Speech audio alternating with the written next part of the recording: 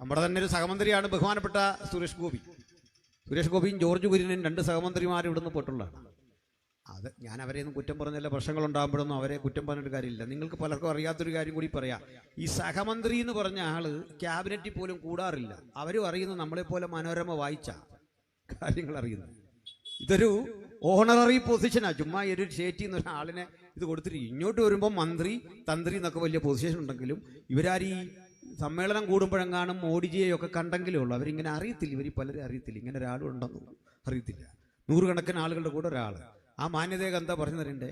എനിക്ക് അടുത്ത ജന്മത്തിൽ ബ്രാഹ്മണനായിട്ട് ജനിക്കണം, മനുഷ്യനായിട്ട് ജനിക്കണമെന്നല്ല പറഞ്ഞു. ഇത്രയും വിദ്യാസമ്പന്നി അടുത്ത ജന്മത്തിൽ ബ്രാഹ്മണനായിട്ട് ജനിച്ച് സുരേഷരര് ഗോപിയരര് എന്നൊക്കെ പേര് മാറ്റിയിടണമെന്ന് അദ്ദേഹം ആഗ്രഹിച്ചു. മനുഷ്യനായിട്ട് ജനിക്കാൻ ആഗ്രഹമില്ല. ഞാൻ അതിനിടയ്ക്ക് എവിടെയോ പറഞ്ഞൊരു കാര്യമൊന്നും ആവർത്തിക്കുക. എവിടെയൊക്കെ എന്തൊക്കെയാ പറഞ്ഞെന്ന് ഓർമ്മയില്ല.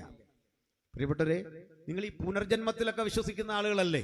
പുനർജന്മം ആ ചിന്തയോടെങ്കിലും നീതി പുലർത്ത്. കാരണം നിങ്ങള് കുര്യാക്കോസ് കുടുക്കച്ചിറ എന്ന ഈ മനുഷ്യൻ പ്രസംഗിക്കുമ്പോ നിങ്ങൾ അദ്ദേഹത്തെ കയറി കൊന്നാൽ ഒരു കുഴപ്പം, നിങ്ങൾ അദ്ദേഹത്തെ ആക്രമിച്ചാൽ വലിയൊരു കുഴപ്പമുണ്ട്. അടുത്ത ജന്മത്തിൽ കുര്യാക്കോസ് കുടുക്കച്ചിറ എന്ന ഈ മനുഷ്യൻ സംഘപരിവാറുകാരനായിട്ട് ജനിക്കും.